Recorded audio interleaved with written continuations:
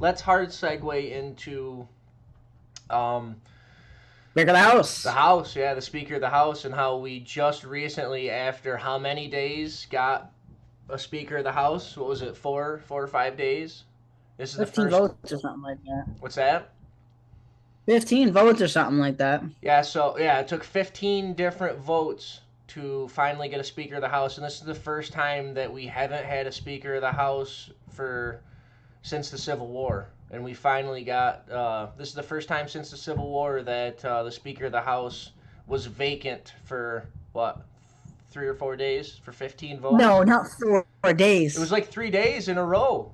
How could we ever operate Yeah, without a right, speaker for right. four But days? the Come thing is, on. like, so first of all, I think it's great. I think it would be great if we still didn't have a Speaker of the House. For people that don't know, for the last couple days, we had the Republican, the majority, they couldn't agree on who to elect for the Speaker of the House, which I agree with Matt Gaetz. I agree with Lauren Boebert. I think that McCarthy's just an establishment character that never had. I mean, I don't want to say never, but he used to act with the establishment, and he used to be in line with the establishment. I mean, I'm not gonna. I say used to be, but I'm sure to some degree he still Yeah, is. he's Um, got no chutzpah. he's he's better than McConnell. That's the only thing I can say about him. But the That doesn't take concessions, much. but the concessions that he made seem to be decent concessions. Like if they hold him to account for what he said that he's going to do, then he should be at the very least better than Nancy Pelosi, right? Yeah, yeah, and so a lot of political pundits. I'm gonna kind of tar and feather Sean Hannity here because I'm not a fan of Sean Hannity. Sean Hannity will do anything Fox News tells him to do. Yeah, he's a Um, Republican. and anybody who still uh, listens to CNN and thinks that Fox News is far right, you're pure insanity. Fox News is pretty center of the road. I'll say that with pure certainty that Fox is pretty center of the road on a lot of issues. They do go right and they do go left, but on aggregate, Fox News is pretty center of the road in my opinion. And Sean Hannity is the most shill person I've ever seen in my life. Yeah. The dude was literally freaking out on Matt Gaetz and Lauren Boebert because they wouldn't vote for McCarthy. Well, If Dalton's going to vote for Joe Biden and I'm going to vote for Donald Trump, and I say, yeah, Dalton, you should just vote for Donald Trump. He's going to win anyway. Dalton has every right to say, no, I don't like him and I don't want to. yeah. And that's pretty much all Matt Gaetz was saying. And Matt Gaetz really wasn't even saying that. Matt Gaetz was saying, we want him to make concessions. Right. And then Sean Hannity says, well, why didn't that happen behind closed doors before the first vote? So this wasn't such a debacle. It did. First off, it did. And McCarthy Secondly, denied him. McCarthy denied Gates and Boebert all of the concessions that they wanted because he thought he was cocky. But he thought that he didn't need any of their votes, and come to realize he needed some of their votes. He did.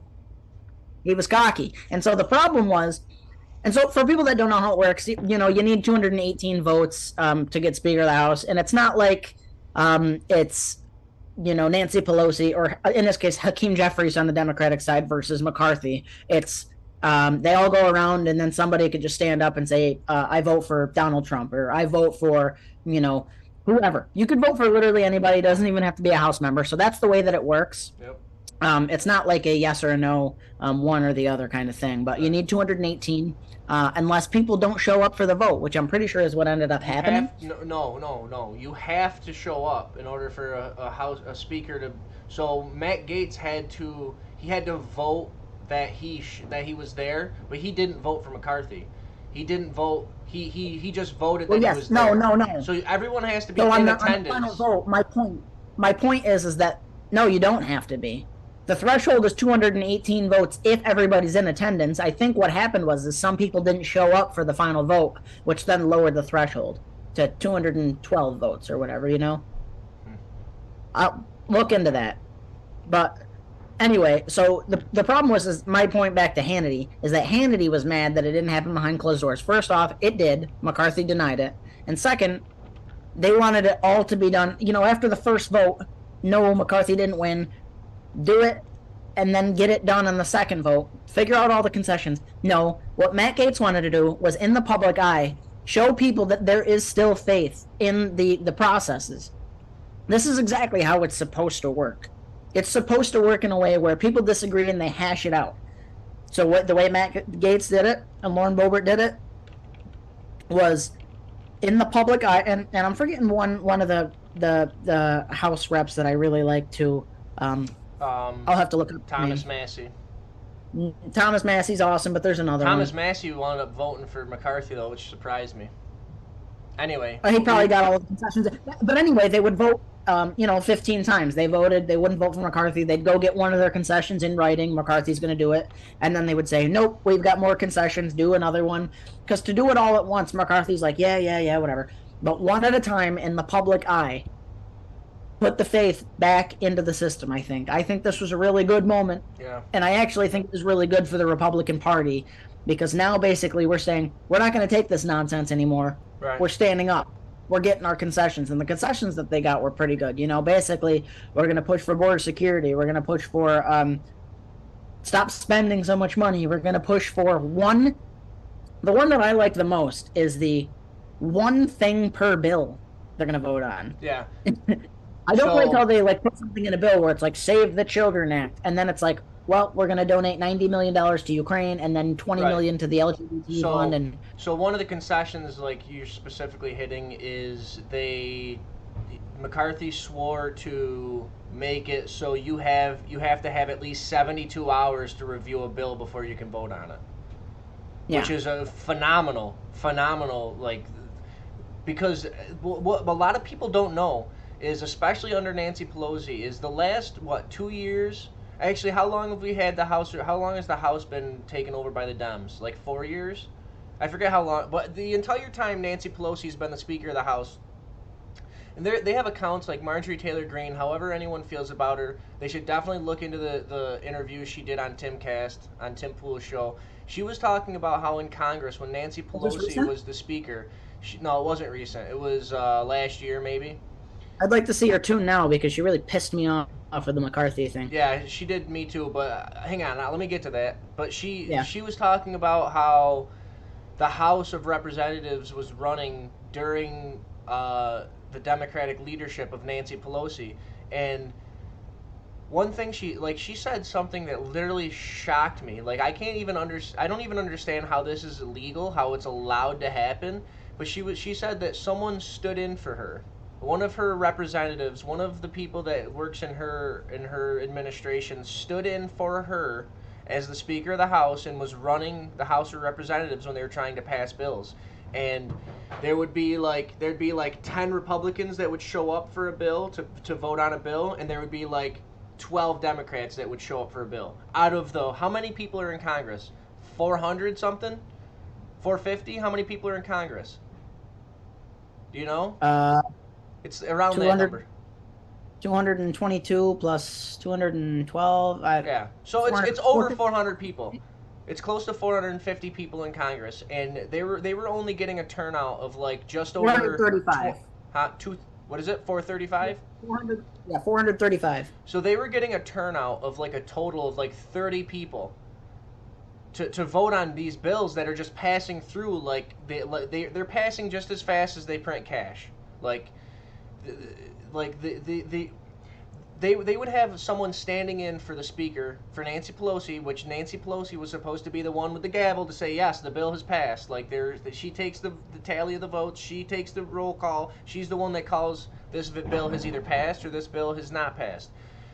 During this time, they literally had 12 or 13 Democrats that out of the 200 and however many representatives there are, 12 of them would show up. They would vote on the bill. 10 Republicans would show up. They would vote on the bill out of the 200 and how many Republicans there were. And all of these Democratic bills were just passing through because they had, first of all, none of the Republicans none of the Democrats wanted to show up to Congress to vote on it, but they would only just have just enough Democrats to show up that they could pass every single bill that they wanted.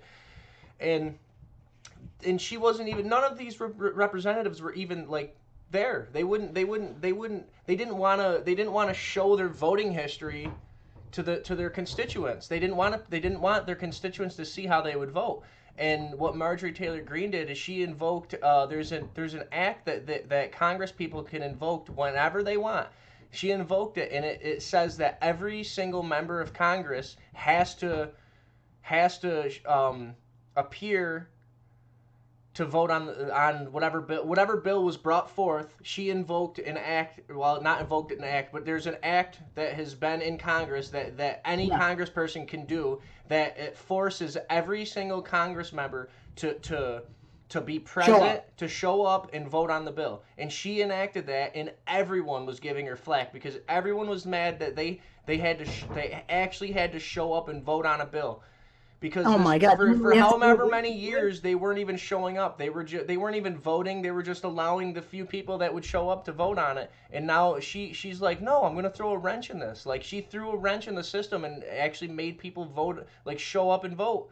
And it opened Well, the eyes of so many think people the to better way understand what to happens explain in it. here. I think the better way to explain it, and I did watch that episode, if I recall correctly, is that. And first off, I want to give the props. The guy that I was thinking of is Chip Roy, and obviously Jim Jordan, but Chip Roy is Jim really Jordan, good. yeah, I really wanted Jim Jordan to become the speaker. Chip Roy is my man. Chip Roy is really good. I like Chip Roy, but what happens is that, and there was another concession made on this, is it basically comes down to the committee assignments, and they pretty much just pass the bills through the committees. Right. And that's why the Speaker of the House debate was such a big thing, because Matt Gaetz was basically saying, we want on the committees. We are tired of you guys running committees Right. the way that you run that. You pretty much just like do a speech vote where the person that's in charge of the committee says, all in favor of passing the vote. And if half the people say yes, the vote passes. And that's Right. it. But so what she would do is say, nope, I want everybody on Congress to vote for this. Yeah. On the committee that she was on. And we're going to push it. So they would push it to the floor, and then all 435 would vote on it. Right. And then she got kicked off for committee assignments. She got kicked off the committee, right? So yeah. So another concession that McCarthy made was on top of the 72 was it 7? I'm pretty sure it was 72 hours minimum to review a bill before it gets voted on. Another concession that they made was before the Democrats, when they were majority leaders, they passed a bill that said that only the majority, whatever party had the majority, they were the only party that could contest the Speaker of the House. So so one of the concessions that McCarthy just made was any member of Congress can contest the Speaker of the House. So I like that. I like it too. It makes a lot more sense. That means the if majority any party can test the Speaker, that didn't the majority party elect the Speaker of the House in theory? Right. But that means when the Democrats passed the bill, that means if any of the Republicans had a problem with the process or any of the bills, they couldn't question the Speaker of the House. Only the majority party could. So that means whatever. Only the team that's winning the game can question the referee. Right. Exactly. Only the people winning the game can question the referee. So one of the concessions that McCarthy had to make was any person from Congress can contest the Speaker of the House. So that was another really good concession. I'm trying to think of another one another one was the ability to prosecute and have committees prosecute. Was it the Ukraine stuff? I believe it was the Ukraine stuff. I should probably look it up to make sure. But he made concessions so that they could form a committee to prosecute for the Ukraine stuff. I believe. Let me look that up quick. The Hunter Biden Ukraine stuff, you mean? Or the money? I'm not.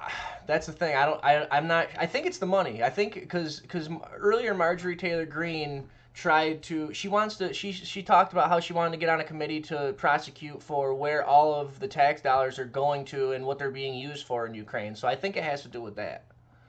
She wants to get on the Kevin McCarthy Pants Committee. Yeah. They can't. I don't know. I want to know what that was all about. She used to be. So I'm gonna play devil's advocate, and I I like Marjorie Taylor Greene. I'm not going to lose hope, but obviously this brings my level of trust for her down a little bit. If she's willing Just to, big but question mark. hang, yeah, right. It's like, well, you had me, and then this kind of brings my trust level back down a little bit. But not only did she endorse McCarthy, Trump did.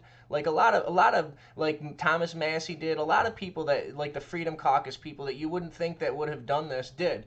But one reason why I think they did is because you think about it this way.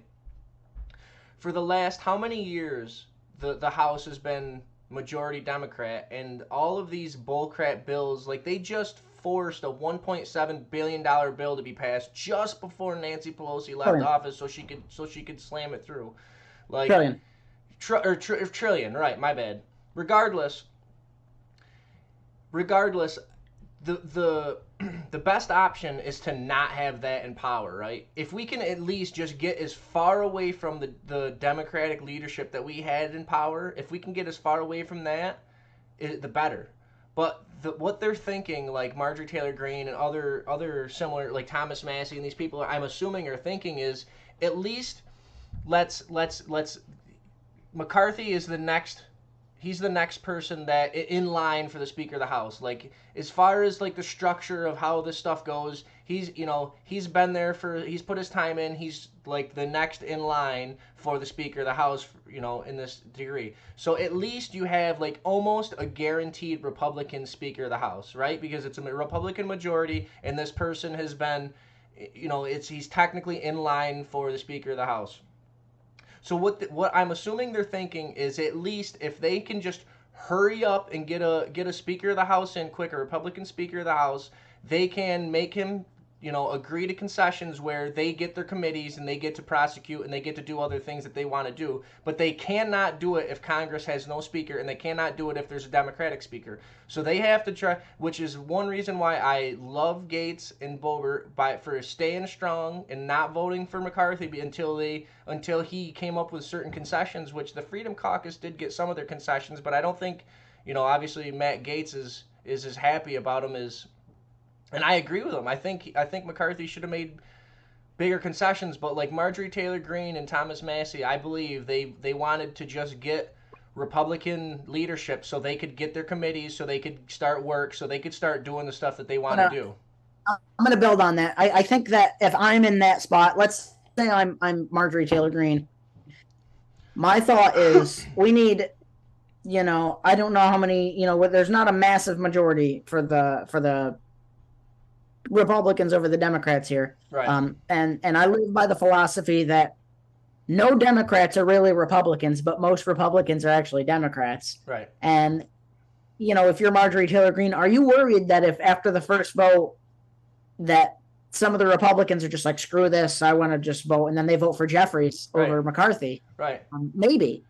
So there's I not that big of a lead that they need. There's only, the Democrats only need a few Republicans to not even vote Democrat. They only need a few Republicans to either not show up or not vote for McCarthy, because the McCarthy is the highest. He's the high. Well, they still need to reach the 2-8. Jeffrey still would have needed to reach 218, which right, but it's not the gap between McCarthy and Jeffries was small enough to the point where if the Democrats convinced a couple of the establishment Republicans to vote with them, they could have swung it so they had a Democratic leader of the House. They could, you know what I'm saying? I think that there's only two. They really only needed like 2 Republicans to. Right. That's what I mean. It was close enough where if they didn't agree to McCarthy, they probably wouldn't have had a Republican leader of the House. Speaker of the House, maybe. I mean. Huh? Eventually, maybe, yeah. No, I mean, like in this election, if the Democrats could have convinced like a couple of the establishment rhinos to vote with them for a Democratic candidate, they could have voted in a Democratic Speaker of the House. So what I'm thinking is like Marjorie Taylor Greene and these people want to just hurry up, get a Republican in there so they can get on their committee, so they don't have to worry about contesting with the Democrats. They can get their speaker in, they can get a Republican majority in, and they can start going to work on the stuff that they want to start working on.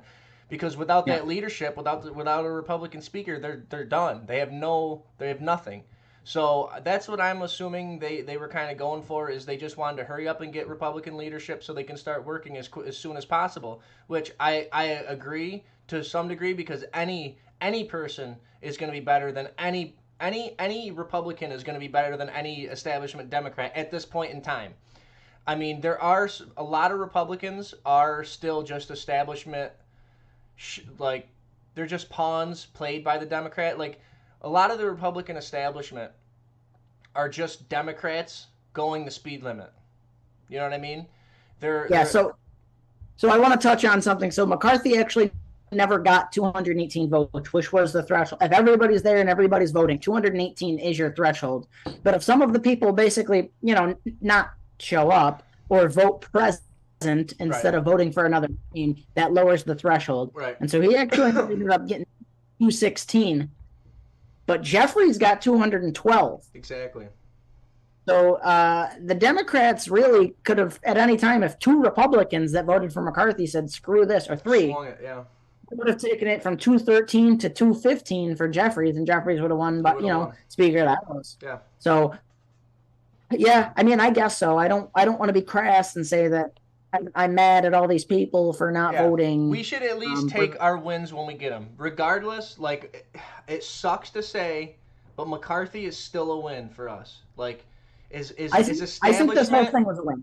Yeah, right. It is to some degree a win. Anything that they could have put forth, any person is better than any Democratic leadership that they have. It really is. It's that Especially simple. with all the It concessions. sucks. Like we need to still hold McCarthy accountable. We need to hold these, because he's just an establishment shill. He's not like the only reason I'm glad he's in there is because he made a lot of concessions that were good. Like I think there's a lot more that he could Yeah. have made. I really do. I think he could have promised, Matt Gaetz a lot of things to do. I think especially prosecuting Fauci, prosecuting the people for the Ukraine stuff, like the Bidens and everything. I think he should have done that, but I still like what we got out of him is still better than anything the Democrats could have produced.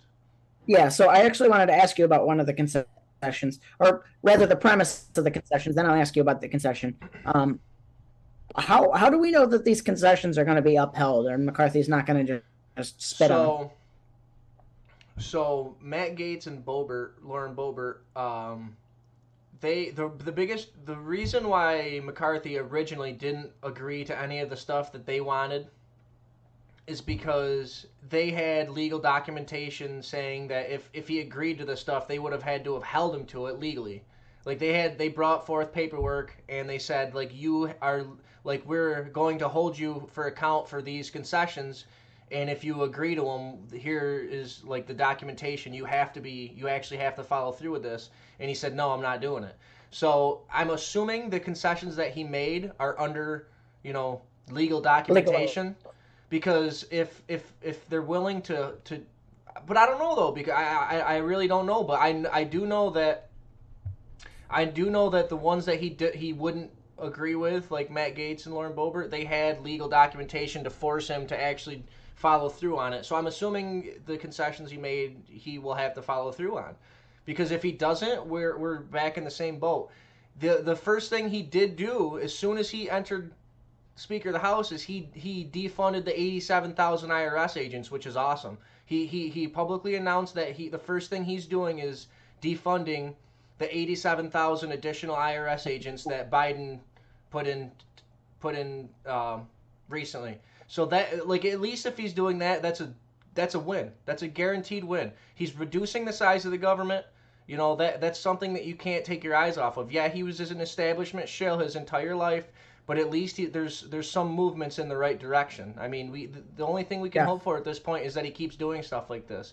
I mean, yeah, he will very quickly realize that if he doesn't do what a lot of the Freedom Caucus people want him to do, he's gonna get serious pushback, because Matt Gaetz and Lauren Boebert and a couple of the other representatives proved that everyone has a say.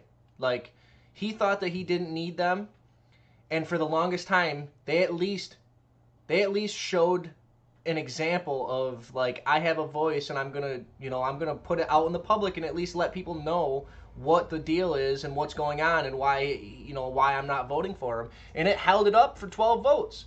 So he knows that he's in the public eye and he knows that he has to follow through on the stuff that he agrees to, especially in the eye of his constituents, because the amount of pushback that the because there's like a fracture in the Republican Party right now, and you know this. There's There's a establishment, diversity. There's actual genuine diversity of ideas in right? the Republican. But not but beyond just the diversity in ideas, you have like the establishment rhinos, and you have like the Freedom Caucus people, and then there's a The couple Dan people Crenshaws kind of and in Tom between. Wisconsin. There's a couple people Yeah. kind of in between that are on the border, but in the Democratic Party, you have only leftist-leaning Democrats. They don't allow anyone in the party unless you agree with their ideas wholeheartedly. And you can tell because they even came out and said like, "Oh, at least we can get a Speaker of the House in." But you know what? I think that's worse for the Democrats to come out and say, "Oh, at least our party can agree. At least we can get along. At least we can get a Speaker of the House, voted on."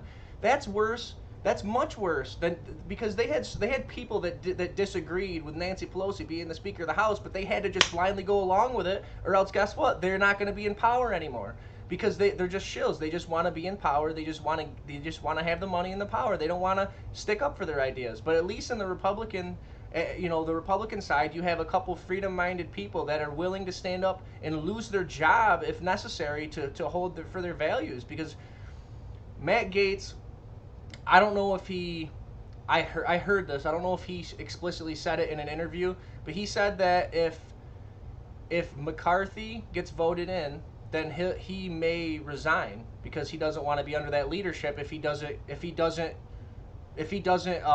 have more He said concessions that he agrees with. he said something else about something resigning, like a Democrat leadership resign. Is that what it He was?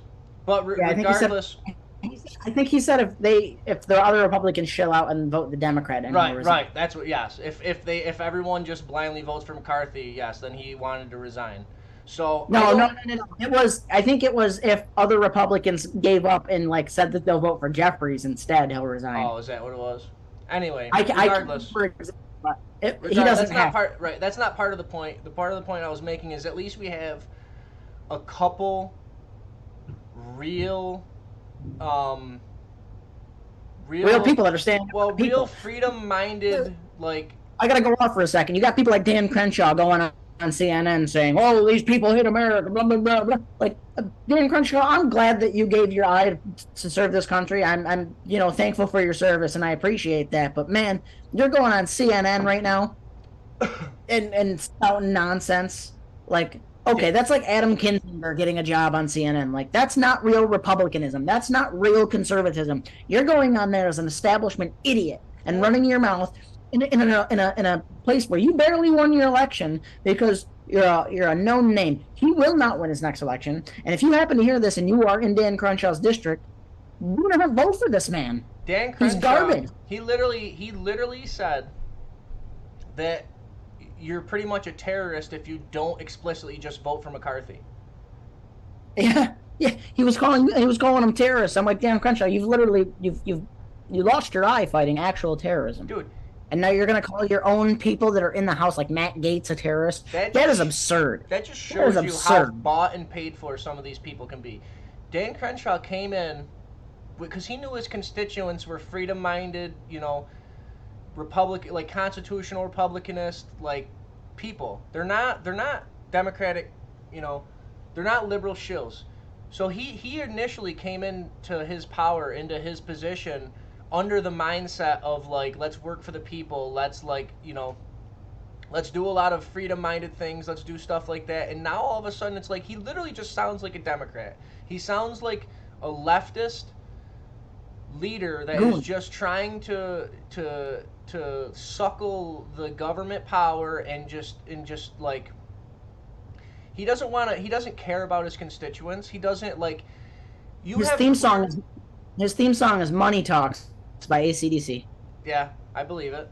He you would think that like someone in like with military experience like his, he would be like anti-war,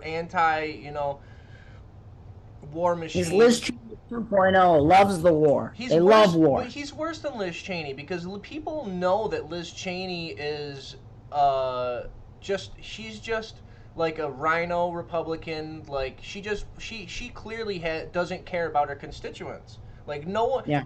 Wyoming told her that in great fashion. They voted her out, and no one likes her. But guess what? Dan Crenshaw still tries to lie to the people and say that he is for the people when he comes on TV and says that if you don't vote for McCarthy, you're a terrorist. He should be instantly voted out. Instantly, he should be impeached.